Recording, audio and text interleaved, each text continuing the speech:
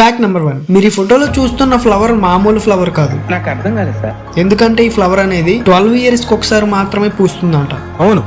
ఈ ఫ్లవర్ పేరు నీలకురించి. ఈ ఫ్లవర్ అనేది ఎక్కువగా కేరళలోని వెస్టర్న్ ఘాట్స్, కర్ణాటక, తమిళనాడులో విస్తరించి ఉన్న సోల అడవుల్లో కనిపిస్తూ ఉంటుంది. అండ్ అంతేకాకుండా ఈ పువ్వుల వల్ల నీలగిరి పర్వతాలకు నీలగిరి హిల్స్ అనే పేరు వచ్చిందంట. అంతేకాకుండా ఈ నీలకురించి అనే ఫ్లవర్స్ ని మెడిసినల్ పర్పస్ కోసం కూడా ఉపయోగిస్తారంట, లైక్ ఫీవర్, కాఫ్. అండ్ అంతేకాకుండా కొన్ని ప్రదేశాల్లో అయితే ఈ ఫ్లవర్ యొక్క ఆకుల్ని వెజిటబుల్స్ లాగా వండుకొని కూడా తింటారంట. అండ్ ఈ ఫ్లవర్ ని కొంతమంది ఆర్నమెంటల్ ఫ్లవర్ లాగా ట్రీట్ చేస్తారంట. మరి మీరు ఎప్పుడైనా ఈ ఫ్లవర్ ని చూసి ఉంటే కమెంట్ చేయడం మాత్రం మర్చిపోకండి.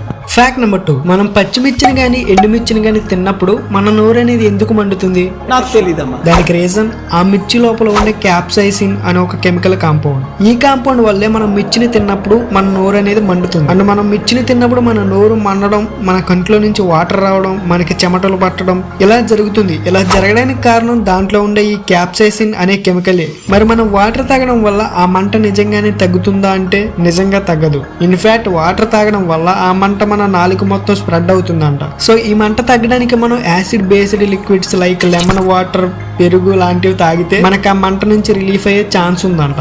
ఆ మంటని తగ్గించుకోవడానికి ఇలా లెమన్ వాటర్ గానీ పెరుగు గానీ తాగితే మీకు రిలీఫ్ అయ్యే ఛాన్స్ ఉంది. ఫ్యాక్ట్ నెంబర్ 3, మనం ఎప్పుడు వాటర్ని తాగుతాం కదా, కానీ మీరెప్పుడైనా తినే వాటర్ బాటిల్ గురించి విన్నారా?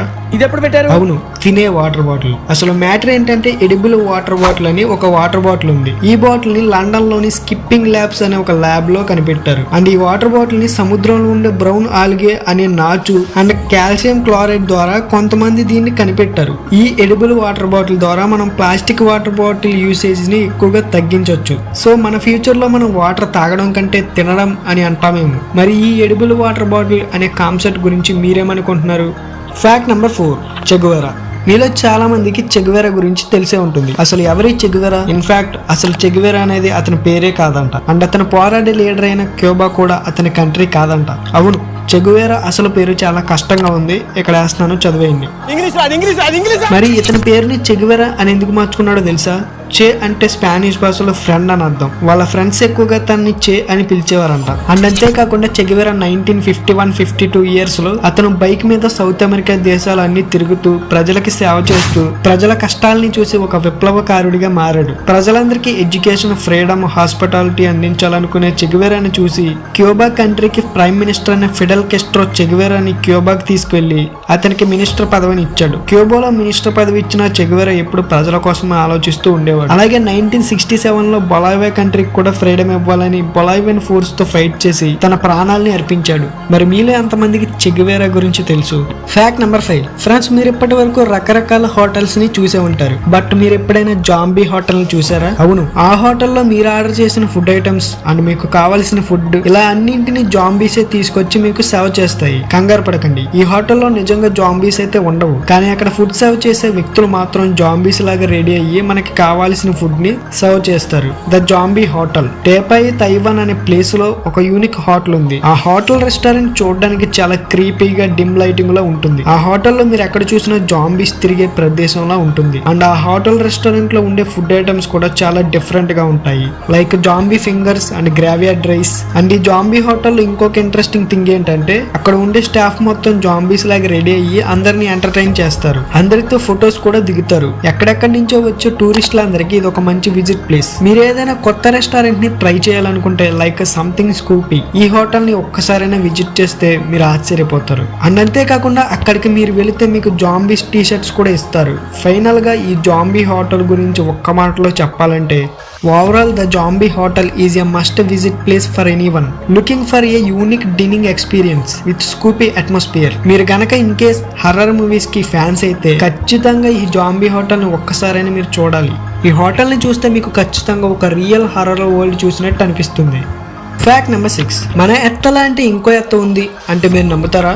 వెల్, మీరు నమ్మకపోయినా ఇది మాత్రం నిజం. 55 కాంక్రీ అనే ఒక ప్లానెట్ మన భూమికి 40,000 కాంతి సంవత్సరాల దూరంలో ఉంది. మన భూమిపై మట్టి, నీరు ఉన్నట్టే ఈ 55 కాంక్రీ అనే ప్లానెట్ మీద వజ్రాలు దొరుకుతాయంట. అయితే ఈ ప్లానెట్ గురించి సైంటిస్టులు చెప్పిన దాని ప్రకారం ఏం తెలిసిందంటే ఈ ప్లానెట్ చాలా హాట్ ప్లానెట్ అని.